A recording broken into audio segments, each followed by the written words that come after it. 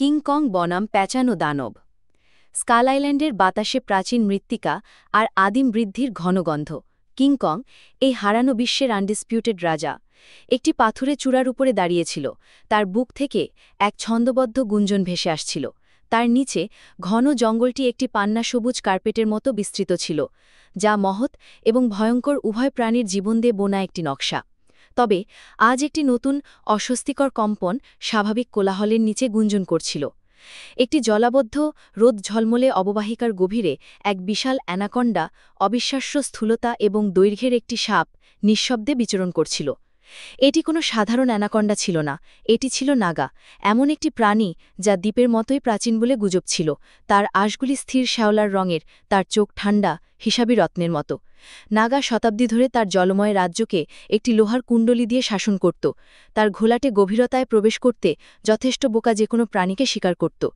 কিন্তু এখন তার মধ্যে একটি নতুন ক্ষুধা জেগে উঠেছে, তার রাজত্বকারী টাইটানের বিরুদ্ধে তার শক্তি পরীক্ষা করার একটি আদিম তাগিদ।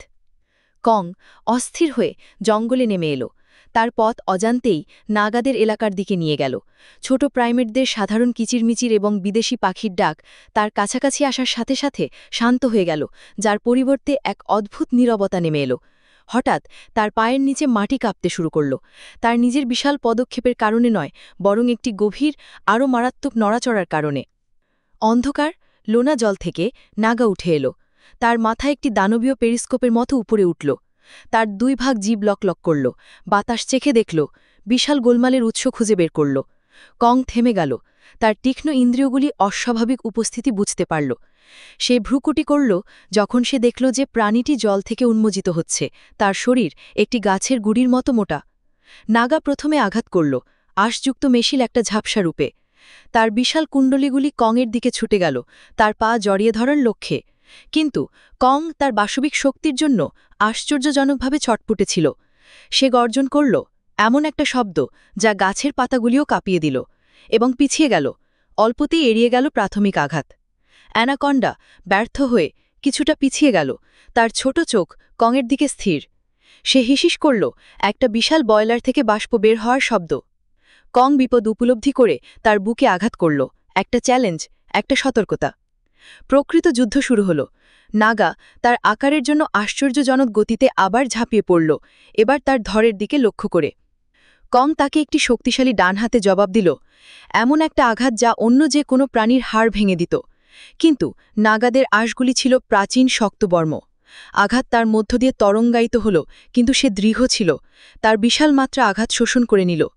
সে দ্রুত ক্ষতিপূরণ করল। একটি কুণ্ডলী কংয়ের প্রসারিত আঁশের চারপাশে পেঁচিয়ে দিল। কং হতাশায় গর্জন করল, নিজেকে মুক্ত করার চেষ্টা করল, কিন্তু নাগাদের বজ্রমুষ্টি ছিল লোহার বন্ধনের মতো। সে চাপতে শুরু করল, তার অপরিমাণ শক্তি তার অঙ্গ পিষে ফেলার হুমকি দিল। কং জানত যে সে তাকে পুরোপুরি জড়িয়ে ধরতে দেবে না। অ্যাড্রেনালিনের একটি মরিয়া ঢেউয়ের নিচে সে অন্য হাত দিয়ে একটি মোটা লতা ধরল। এটি একটি প্রাচীন গাছ থেকে ছিঁড়ে আনল। একটি শক্তিশালী ঝাঁকুনিতে সে নিজেকে এবং তার হাতে ঝুলন্ত আনাকন্ডাকে গাছের দিকে টানল। সে নাগাকে রুক্ষ ছালের বিরুদ্ধে ধাক্কা দিল, একবার, দুইবার। অ্যানাকন্ডা হিসিস করল, তার বজ্রমুষ্টি মুহূর্তের জন্য আলগা হল। সুযোগ পেয়ে কং মোচড় দিল, তার আশমুক্ত করল। কিন্তু নাগা ছিল অবিচল। সে পিছিয়ে গেল, তার শরীর একটি স্প্রিংয়ের মতো, এবং আবার কংয়ের দিকে ঝাঁপিয়ে পড়ল, এবার তার ঘাড়ের দিকে লক্ষ্য করে। কং নিজেকে প্রস্তুত করল। যখন নাগাদের মাথা সামনে ছুটে এলো, সে তার বিশাল হাতে তার চল ধরল, তার দাঁত তার মাংসের থেকে দূরে রাখতে সংগ্রাম করল।